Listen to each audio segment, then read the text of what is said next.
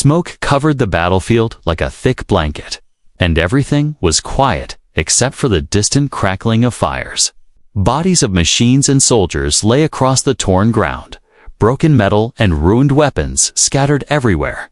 The war between humans and the Zelari had left the area silent, cold, and filled with fear. Thala moved slowly, her breathing careful. Her large violet eyes scanned the rubble as her long coat brushed against the ash-covered soil. She was a field medicume, but skilled, sent to search for survivors. She didn't expect to find anyone suddenly. A small sound caught her attention, a soft beep, like a dying machine. She turned quickly and followed the sound through the debris. Her heart pounded in her chest. There, half buried under a twisted metal panel, was a body, a large one. It was clearly a human soldier, covered in full armor, sleek and dark. The armor was cracked in several places, with sparks jumping from the edges. Thala froze. Her training said to report immediately. Her orders were clear if a human was found: alert, command, and retreat. Humans were known to be dangerous, powerful, and cruel. Her people called them iron monsters. But Thala didn't move. She just stood there, staring at the armor. Something about this soldier felt different. He wasn't holding a weapon. His hands were still open. One of his legs was twisted unnaturally. A sign of injury. She knelt beside him. Carefully brushing away the ash and metal bits, she placed 2 fingers to the side of the helmet. Then she heard it, a heartbeat, slow but steady. He's alive. She whispered to herself, her hands shook. This was dangerous. She should leave now. But her eyes saw something no one else would have noticed. A photo half visible inside a cracked panel of the armor's chest plate. It was damaged, but clear enough to show a small human child and a woman smiling. A father, she realized, not a monster, not a weapon, just a man. Thala looked around. No one else was nearby. Her team had moved further ahead. If she wanted to save him, now was her only chance. She grabbed the soldier by the arms and began to pull. He was heavy. His armor made it harder, but she kept going. Her back ached. Her breath came in short bursts. Still, she didn't stop. It took her 20 minutes to drag him into a small, collapsed shelter. The remains of an old scouting post. There, under a broken roof and with half the wall missing, she laid him down on a mat. The air smelled of burnt metal. Thala pulled off her gloves and stared at the armored man. He hadn't moved, but he was still breathing. She opened her bag, pulled out her healing tools and supplies, but the armor-shay had to remove it to treat his wounds. Her hands hovered over the chest plate. This could kill me, she said softly, but still. She reached for the latch. The armor hissed when touched, sparks flying. She jumped back, but then tried again. This time she found a weak spot, hidden. Beneath the damaged edge, she pressed her fingers into the crack and pulled with all her strength. The armor plate gave way with a click. Underneath was skin, bloody and bruised, but human. She pressed her scanner to his chest. His heart was struggling, and he had broken ribs quickly. She cleaned the wounds, applied healing gel, and wrapped the area with bandage strips. She worked for over an hour, removing parts of the armor piece by piece, revealing more injuries, cuts, and burns. All the while, the soldier didn't move. He looked peaceful, not like a killer. Finally, she reached his helmet. She hesitated. This was the last layer. The last thing between her and the truth. With slow, careful hands, she unlocked the helmet. It opened with a soft sound, and there he was, a human male with short dark hair, dirt and sweat on his face, a small scar near his eye. His lips were dry and slightly open, but he looked so. Young Thala stared at him. Her chest felt tight. "He's just a man," she whispered. "Not an enemy, not a threat." She reached out and wiped the dirt from his forehead. As she did, a single tear rolled down her cheek. She didn't know why. Maybe It was the relief of saving a life. Maybe it was the shock of discovering that the creature her people feared was just like them, a heartbeat, a face. A name she didn't know yet, but deep inside, she felt at this moment would change everything. And the war might never be the same again. Thala didn't sleep that night. The human soldier lay on the floor of the shelter, barely moving, his chest rising and falling with effort. The heat from his body made the air feel warmer, but not comfortable. She sat beside him, watching every breath, every twitch. The armor lay in a broken pile to the side. It had taken hours to remove it, piece by piece, and now there was no armor left, just a man in bandages. She leaned closer and studied his face again. His skin was bruised, a thin scar under his eye, and a burn mark on his shoulder. Yet there was no hate in his sleeping face, only pain and exhaustion. In the soft light of dawn, something fell from the armor's inner pocket. Thala picked it up carefully. It was a photograph, torn but still clear. A small girl, human, maybe 5 years old. She had dark, curly hair and was laughing. Behind her stood a woman likely the soldier's partner with kind eyes and a warm smile. Thala's hands trembled slightly as she held the photo. "Family," she whispered. "He has a family." It didn't match the stories her people were told. They said human soldiers were cold, merciless. They said humans felt no fear, no love, no kindness.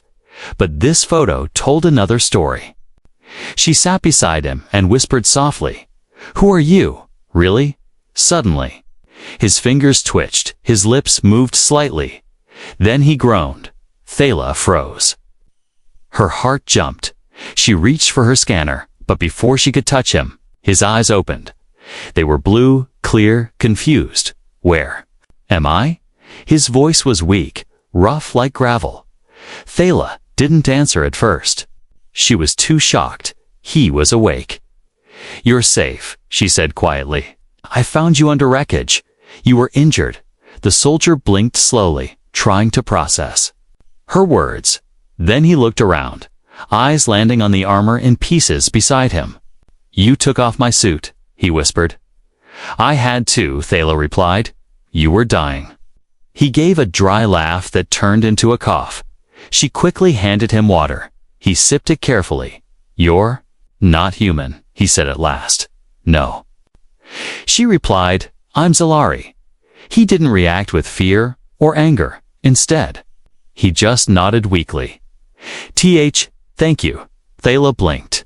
"You're thanking me," he nodded again. "You saved me." There was silence. Just the wind whistling through the broken wall. Thala finally asked, "What is your name?" "Luke," he answered, then pointed slowly at the photo beside her. "My daughter, Ava, and my wife, Lena." Thala held the photo gently. "They're beautiful." Luke smiled faintly. "They're waiting for me. Or at least, I hope they are." That smile broke something inside Thala. He wasn't a beast, not a weapon. He was someone's husband. Someone's father. She helped him sit up, carefully checking his wounds. "You have 3 broken ribs, a torn shoulder muscle, and internal bruising." Luke chuckled. "Sounds like I got lucky." "Lucky," she repeated, confused. "Well," he said, "you found me, didn't you?" She couldn't help but smile a little. As the day warmed, they talked more. He told her how he was separated from his unit, how he was left behind after a blast. Thala listened closely, surprised at how normal he was. He wasn't proud of war. He didn't speak like a killer. He spoke like a tired man, someone who had seen too much. And as he spoke, she felt her fear fading. That night, Luke asked her, "Why did you save me?" She didn't have an easy answer. "Because you were still breathing," she said. "And because I wanted to see if the stories were wrong."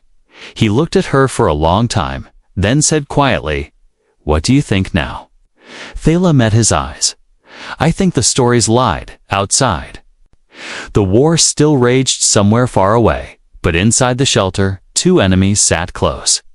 Not as threats, but as two people simply trying to survive. The armor was gone, the fear was fading, and something new was beginning to form between them, something that might change everything. Luke sat against the wall of the broken shelter, breathing slow and shallow.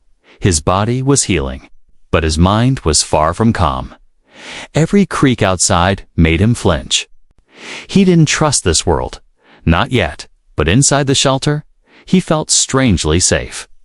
Thala moved around quietly, mixing herbs into a small pot. Steam rose from it and filled the air with a soft, sweet scent. She was careful, keeping her voice soft and steps lighter than air. Even though Luke was awake, he was still weak. She didn't know how long he would last. He watched her, studying her face. Her skin shimmered faintly in the dim light.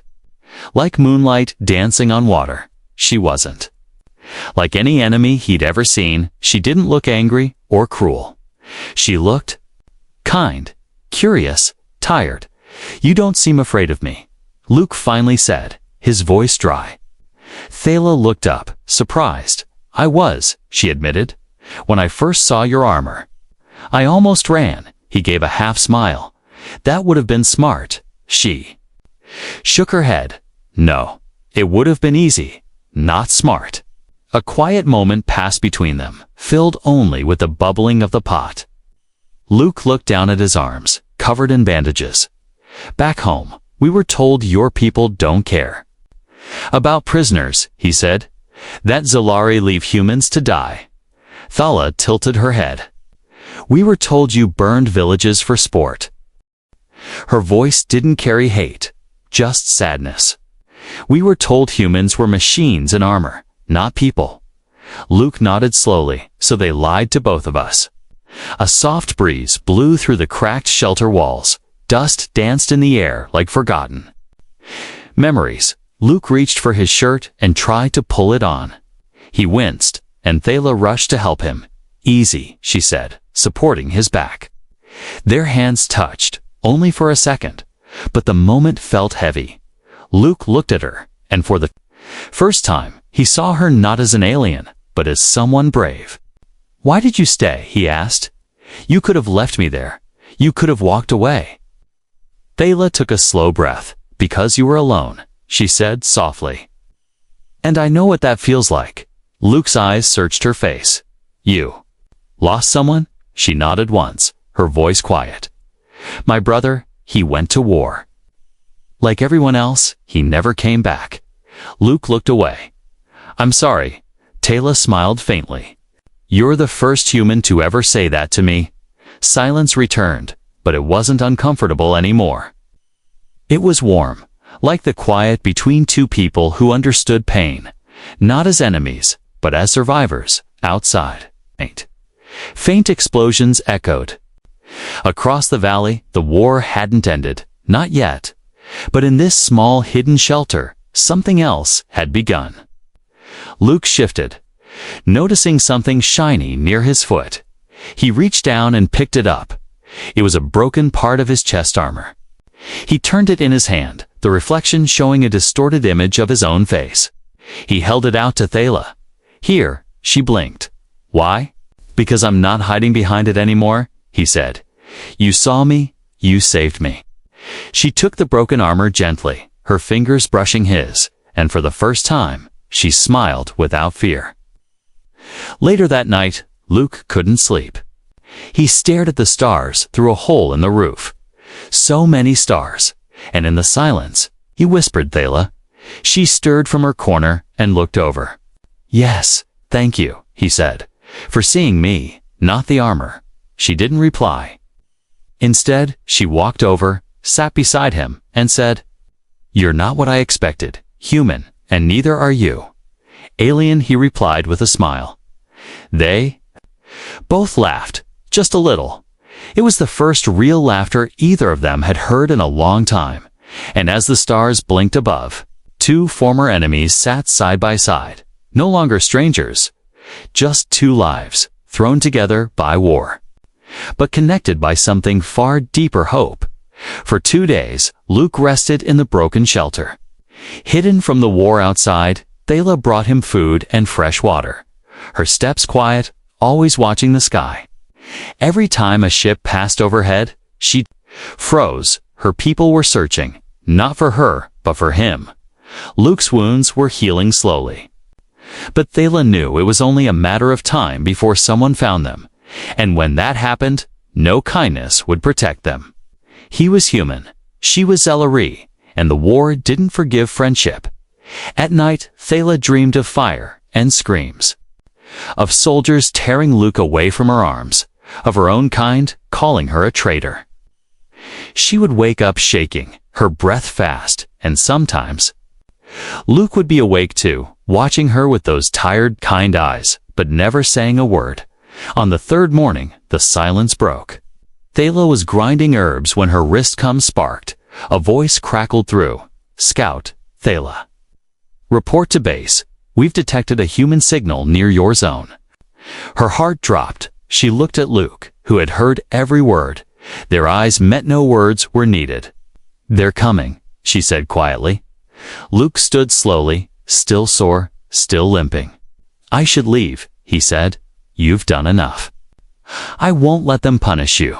"No," Thela snapped. Louder than she meant to, she walked up to him. Her voice shaking. "You're not a mistake, I regret, Luke. But you'll be seen as a traitor," he said, "for helping me." She took a deep breath, then let them call me that. The next few hours passed in silence as they packed supplies. Luke carried a small bag, nothing more. Thala gave him a hooded cloak Zellerie design. It might help him pass through shadows unseen. But the moment they stepped out of the shelter, a sharp buzz echoed above them. A scout drone. Too late. Luke grabbed Thela's hand. "Run." They ran through twisted trees and burned soil. Luke stumbled but kept moving. Thela guided him toward a cave she remembered from her patrol days. Behind them, engines roared. Searchlights swept the ground. They slid into the cave just in time. Inside, it was dark, quiet, and wet. They waited, breathless, listening to the machines outside. A search party landed, boots hitting the ground. Voices filled the air. They were here. One said, "Human footsteps. Recent?" Thela clenched her jaw. Luke put a hand on her shoulder. Neither spoke. The voices grew closer. Then footsteps right outside the cave. Thela grabbed a stone, ready to fight. Luke raised his fists. Weak but determined. But just then, a loud voice called out from a distance. "Found something near the ridge? Go check it." The footsteps moved away, fading slowly. The two of them didn't breathe for several minutes. When silence returned, they finally let go. Thela dropped a stone, her hands shaking. Luke leaned back against the wall, sweat running down his face. "We can't run forever," he whispered. "No," she agreed, "we can't." Luke looked at her, tired but serious. "I don't want to hide," he said. "I want to talk to someone who will listen." Thela frowned. "That's dangerous. So is war," he replied. "And I've seen enough of it." She stared at him for a long time. Then she said something she hadn't planned. "My cousin is on the High Council." Luke blinked. "What?" "She's young, but powerful." Thela continued. "If we can reach her, maybe she'll hear you. Maybe she'll believe us." Luke nodded, slowly. "Then let's go." They stayed in the cave until nightfall. Then, under cover of stars, they began their journey toward the capital, together, one human, one alien. Running not just for survival anymore, but to break the silence and speak a truth no one wanted to hear. The hunt wasn't over, but now, they were no longer prey. They were a spark, one that could set the whole sky on fire. Thela and Luke moved quietly through the forest. Far from the smoke-covered battlefield, the sky above was dark. Filled with moving clouds, the capital lights were still 2 days away, but they didn't have 2 days that night. They stopped by a frozen river. Luke sat near the fire. Wrapping a cloak tighter around him, his body was still sore, but his spirit felt lighter. He wasn't just running now, he had a purpose. Thala sat across from him, sharpening a long wooden stick into a spear, not because she wanted to fight, but because she knew they might have to. "They'll catch up to us," she said quietly. Luke nodded. "Then we face them." She looked up, surprised. "You'd rather fight than run." "No," Luke answered. "But I'm tired of hiding who I am." Thala stared into the flames, thinking she had broken every rule of her people. Sheltered a human, lied to her squad, and now she was leading him toward the most guarded city in her world. That same night, just before dawn, they were found. A patrol ship landed with flashing lights and sirens. 6 Zelari soldiers surrounded them with stun spears drawn. Thala and Luke were forced to their knees, hands behind their heads. "Don't hurt her," Luke shouted. "She didn't betray you, she saved me." One of the soldiers stepped forward. A tall male with a black symbol across his armor. "Silence, human," he said sharply. Then turned to Thala. "You are under arrest for treason." Thala's heart raced, but she didn't look down. "I request audience with the council," she said boldly. "I have proof of lies, proof that could end this war." The soldiers laughed. "You're no one said. "They'll never listen to a traitor." Just then, Luke stood up, ignoring the weapon pointed at his chest. "I'm not a threat," he said, voice firm. "But I have something to say." The soldier raised his stun spear, but Thala jumped between them. "If you kill him now, you kill the truth," she shouted, "and you prove the enemy is not human, it's fear." The patrol leader hesitated. His eyes flicked to the small device in Luke's hands. "What is that?" he asked. Luke held it up. "A data log from my armor." He pressed a button, and a hologram lit up the cold morning air. Images floated in the air battle footage. Communication logs. One scene showed human soldiers helping alien civilians escape crossfire. Another showed secret transmissions revealing how both sides had been pushed into war by false intel. The soldiers stared in silence. "No one showed us this," one whispered. "This can't be real," said another. Thala stepped forward, voice steady. "This is the truth they didn't want you to see." The patrol leader didn't speak for a long time. Then, slowly, he lowered his weapon. "You'll come with us," he said. To the council, Luke nodded. "That's all we ask." But before they could move, a second ship arrived, larger, darker. It wasn't a patrol.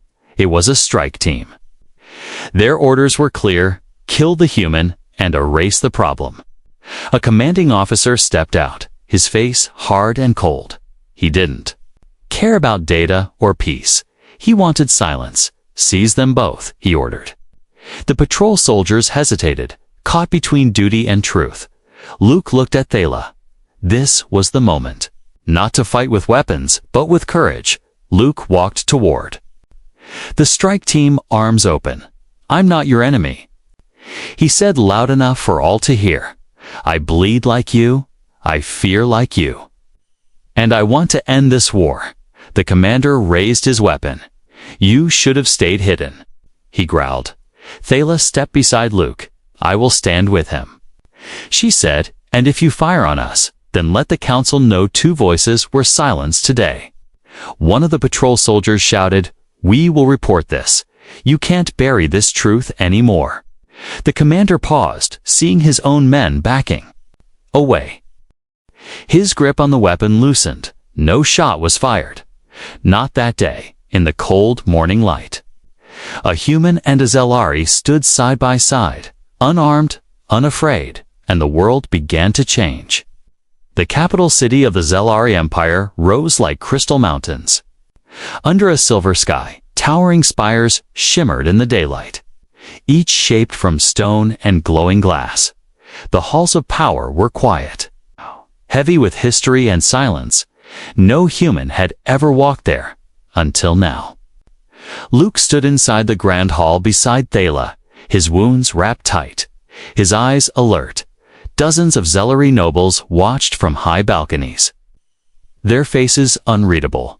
Soldiers stood by the walls, weapons ready, and at the center, in a golden seat, sat Tayla's cousin, Counselor Velen, young for her position, but sharp and feared. "You dare bring a human into the heart of our empire?" Velen's voice echoed through the chamber. "Why shouldn't I order his execution now?" Tayla stepped forward without fear. "Because he carries the truth," she said, "and if you silence it, you will become the very thing we've been fighting against." A murmur spread through the chamber. Luke stepped forward, the data log in his hand. "This device holds more than proof," he said calmly. "It holds the reason thousands have died for nothing." Velen waved her hand, signaling for the log to be projected. The hologram lit up the air. Images flickered to life secret messages between warlords, hidden orders sent by rogue factions. It showed how both human and Zelari leaders had been manipulated by a third force, a group of profiteers who thrived on endless war. They created false attacks, sent false footage, faked threats, and both sides believed them. Gasps filled the room. A general whispered, "We launched attacks because of these reports." Another council member said, "We killed innocents." Velen's expression remained still. "Why should we believe this is not a human trick?" she asked coldly. Luke took a deep breath. "I was raised to believe Zelari were monsters," he said, "but I saw one carry me to safety. I saw her cry over a stranger. I saw more humanity in her than some of my own leaders." He looked directly at Velen. "I don't ask for your trust. I ask for your eyes." He pointed to the data log. "See the truth yourself, and then choose peace or silence." Velen looked at Tayla. "You broke your oath," she said. "You sheltered an enemy." Tayla stood tall. "I followed my heart," she replied, "and for the first time, I feel like a real Zelari." Another silence filled the room. Longer this time, heavier. Then one of the oldest council members stood up slowly. "If what we've seen is true," he said, "then we are no longer fighting humans, we're fighting shadows. And I will not be a soldier for shadows." One by one, other voices joined him, some angry, some ashamed, but all shaken. Velen sat in silence for a long time before finally speaking. "The truth cannot be ignored," she said. She looked at Luke. "You will not be harmed. Instead, we will share this data with your leaders." Luke's shoulders relaxed, but he didn't smile. "There's more," he said. "There are names. There's a list of those who fed both sides lies, and they're still out there." Velen nodded. "Then we will find them." As the council began speaking among themselves, Tayla stepped beside. "Luke, you did it," she whispered. "No," Luke replied softly. "We did, but deep down, he knew something else. Truth was a weapon too, and now that it had been set free, the real war against those who profited from Lise was about to begin." Outside the hall, for the first time in years, the Zelari banners stopped waving in the wind, not because of defeat, but because they were no longer needed. Peace was no longer a dream. It had a name, a face, and a voice. And it started with one man removing his armor and one alien brave enough to look beneath it. The sky above the Zelari capital was no longer dark. For the first time in years, the warning sirens were silent. No ships flew in attack formation. No soldiers marched the streets. The war had not ended everywhere, but in this part of the galaxy had paused. Luke stood on a balcony overlooking the glowing city. He still wore a cloak, but his armor was gone. Not just the metal plates, but the fear, the pain, the hate. He felt like himself again. Behind him, Tayla stepped into the light. She held 2 cups of warm broth and handed one to him. He took it with a quiet thank you, their fingers touching for a moment longer than needed. "Do you miss your home?" she asked softly. "Every day," he said, "but I'm starting to feel like this place is becoming something more than just foreign ground." Thala smiled gently. You changed everything. He shook his head. No, you did, when you refused to run. When you touched my armor and chose not to be afraid, they stood there watching the city breathe. Down below, humans and Zellery scientists were working side by side. Soldiers were trading weapons for tools. Wounded prisoners were being released. Children from both sides were playing near the fountain square, unaware they were ever meant to hate each other. Luke turned to Thala. Do they still call you a traitor? She shrugged. Some do, but most now call me something stranger, hero. He chuckled. We're both terrible at being enemies. She smiled at that, then grew serious. What will you do now? Luke looked at the stars. There are others still fighting, still believing the lies. I want to help bring them the truth. You want to go back to war? She asked. No, he said quietly. I want to stop one. The door behind them opened.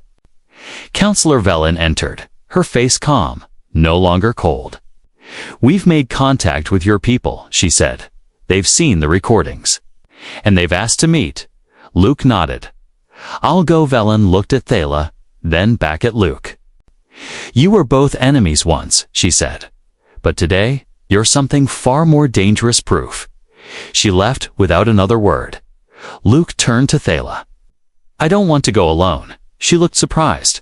What do you mean? He stepped closer. His voice quiet but firm. I want you beside me when I speak to them, when I show them your face and say, this is who saved me. This is who believed I was more than a weapon. Thala stared at him, her eyes glistening. I will come, she said, because you are more than a soldier, Luke. He smiled. And you are more than what your world told you to be. Later that day, as the shuttle prepared for launch, Luke placed the last piece of his broken armor on the ground. He stared at it for a long time, then turned to Thala. Keep it. He said. Why? She asked, holding the dented chest plate in her hands. To remember that even armor can be taken off, he said. But what matters is what you find underneath.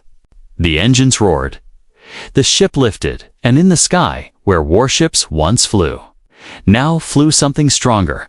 Hope, no medals, no speeches, just two former enemies, standing side by side, ready to tell the galaxy the most dangerous truth of all, that peace was never impossible, just hidden beneath the armor.